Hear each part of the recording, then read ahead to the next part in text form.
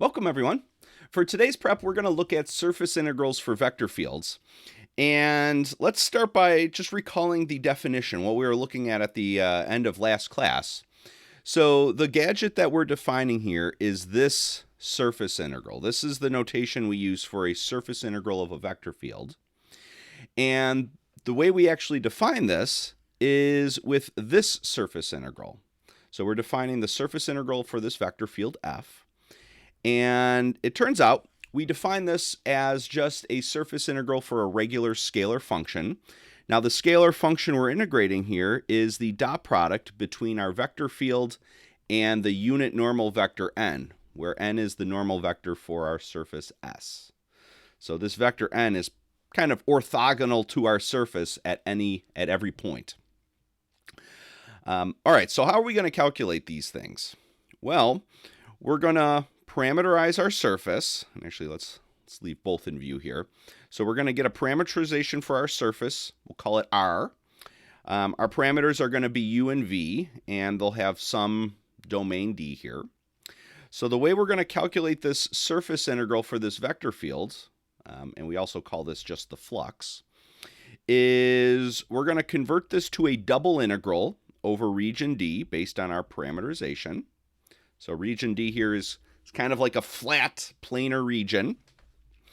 And what we end up integrating is the dot product between our vector field and this gadget we've looked at before, this cross product of r partial u cross r partial v.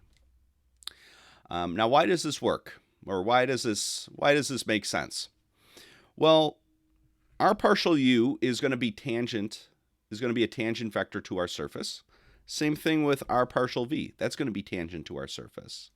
And we know from way back that if we have two vectors and we calculate their cross product, the result is something that's orthogonal to both of these.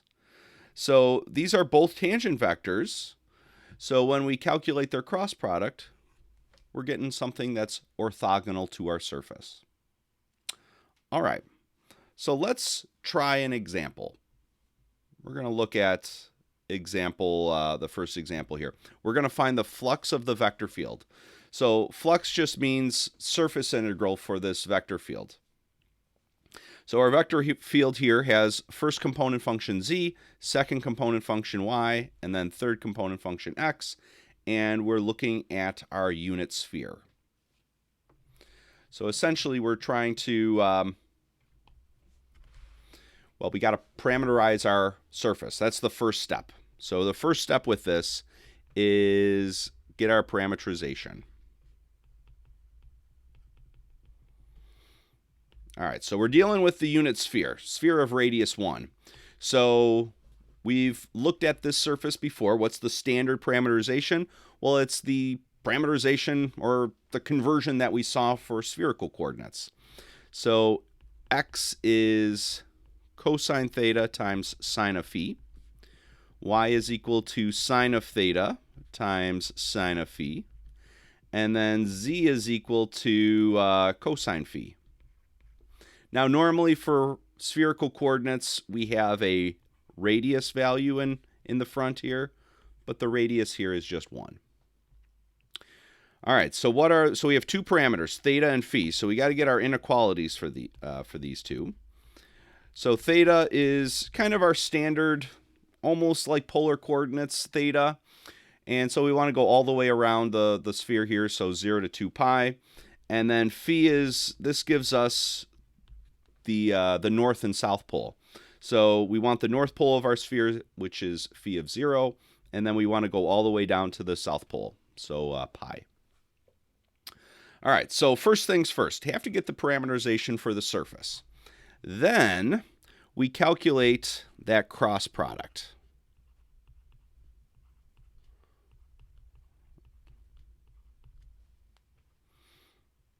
So we're going to calculate the cross product. We're going to, and I guess first find those tangent vectors and then do their cross product. So if we'll start with r of phi. And we just go through and do our partial derivatives. And in this case, the partial derivative of our first component is cosine theta. And we're doing the partial with respect to phi here. So derivative of sine is cosine phi. Then we go to our second component, do the partial. So sine of theta stays the same. And then partial of, or the derivative for our sine of phi here is cosine phi. And then the last one is negative sine of phi. All right, so that's our first partial. Then we do our second partial, which is theta. So partial of the first function here is going to be negative sine of theta sine of phi. Second partial is cosine theta sine of phi. And then the last component there's no thetas, so nice and easy, we get 0. So it helps when you do these partial derivatives, get them lined up horizontally like this and kind of match up the components. That'll just make doing the cross product a little bit easier. So let's calculate our cross product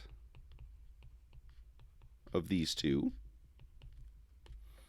So to start, to get the first component of our cross product, we want to do the determinant of this, the 2 by 2 matrix formed from these two components. So we multiply down the main diagonal, we get 0, and then we multiply down the other diagonal and subtract, we end up with a double negative, and that gives us cosine theta times sine squared phi. And then if we do the middle component, get the middle component for a cross product, we take this and this, multiply down the main component or main diagonal, we get 0. And then when we multiply down the other diagonal and subtract, we end up with a triple negative. And because it's the middle component for our cross product, we actually throw another negative in front. So this is actually being a quadruple negative. It ends up being positive. And once the dust settles, we end up with sine of theta times sine squared of phi. And then finally, when we do get our last component for our cross product, we're going to do this determinant for this 2 by 2 matrix, multiply down the main diagonal, we end up with a cosine squared, and then cosine phi and sine of phi. And then the other way, we end up with a sine squared, sine of phi, cosine phi. And once we simplify with our trig identity, we should end up with a sine phi, cosine phi. So we've done this one before. We did an example where we did a regular, a surface integral for just a regular function, a scalar function, and we looked at this parameterization and calculated this cross product. So, you can go back there to check the details. I'm not showing every little thing to how we got this. This is what we end up with. All right, so once we have this cross product, then we want to figure out the dot product between our vector field and this cross product that we just calculated. All right, so what is our vector field? Well, our vector field has components z, y, and x. So it doesn't hurt. Rewrite that.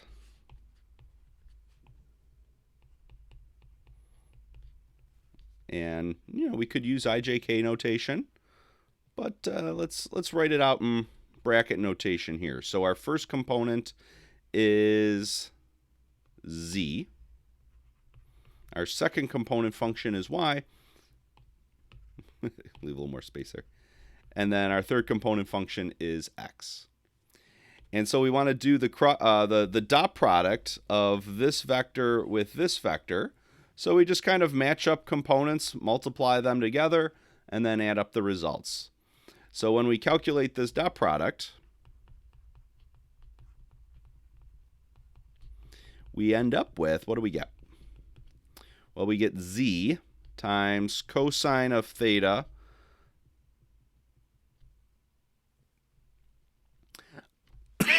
excuse me, z times cosine theta times sine squared of phi.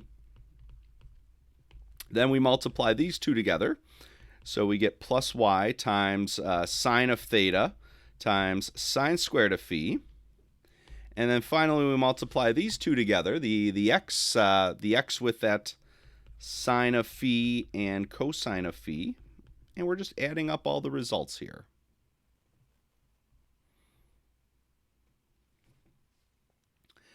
All right, so far so good. We have this all figured out. Now we actually have to plug in what x, y, and z are. And this is where we use our parametric equations. So we just want to plug in for z, x, y, and z here. And we're just using we're going back up to our parametric equations. And we really could have done this before. So I could have plugged these into the vector field first and then done the dot product. But I did the dot product first, and then I'm going to plug in to the dot product. So either way, it works fine. So let's take the z. We're going to plug it in here. We'll take our y. We'll plug it in wherever we see a y, and so on. So when we do this, we end up with what is our z? Well, z is cosine of phi. And then we have cosine theta and sine squared of phi. And then y was sine of theta, sine of phi. And then we have sine of theta, sine squared of phi. Looks like we'll probably be able to use some trig identities once we start to simplify this. And then finally, we're going to plug in for our x. And we end up with cosine of theta, sine of phi, and then sine of phi, cosine of phi. All right, so let's simplify each of these. See, maybe something will simplify. Let's see here. So let's kind of group all the we'll kind of rearrange terms so that we get all the phis together and all the thetas together in here. So I'm just going to rearrange a little bit. And then we can consolidate some things in this middle one. So we have a sine squared. Let's put the phi first. So we'll have sine cubed of phi times sine squared of theta. And then what do we have here? We have two sines. And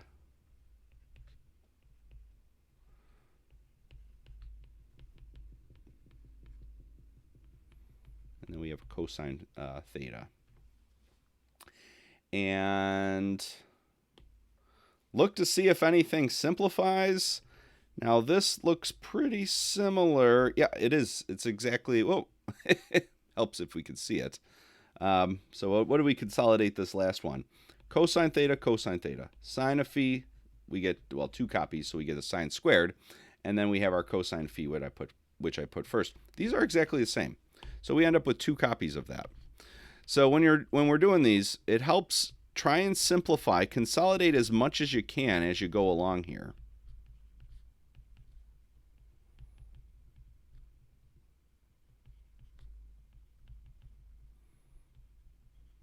All right.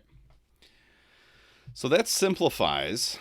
Does it simplify any more? I don't think it does. So we could factor. So there is a sine squared that we could factor out of both of these. But I'm not seeing a cosine squared theta over here. So I think this is about as good as we're going to get this. So once we have that all as simplified as we can, now we're ready to set up our integral here. So we're ready to do the integral. So the surface integral that we're calculating, we're going to write this as the double integral of this dot product that we just calculated.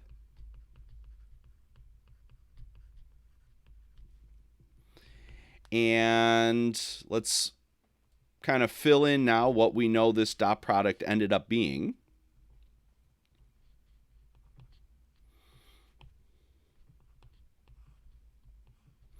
So we get 2 cosine phi sine squared phi cosine theta plus sine cubed of phi sine squared theta, integrating this whole thing. And we're going to use our, and this should be dA, not ds, because this whole idea with this parameterization is we're taking our lumpy surface and we're kind of flattening it down onto our parametric plane. So D is kind of it's a flat region. And so this is just our regular double integral differential here. And now we're going to write this as an iterated integral in terms of our parameters. So actually we'll write this in rectangular coordinates. And I put the phi first here, so that means we're going to be integrating 0 to pi first, and then 0 to 2 pi second for theta. All right, so that's the idea here, and then we want to just we want to calculate this integral. So the rest of the work is just calculating this integration.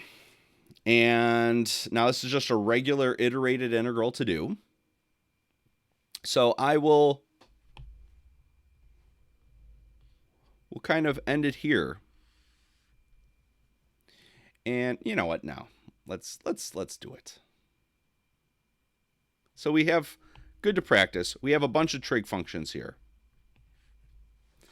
And we're integrating each of these trig functions. Let's just talk about how we do this.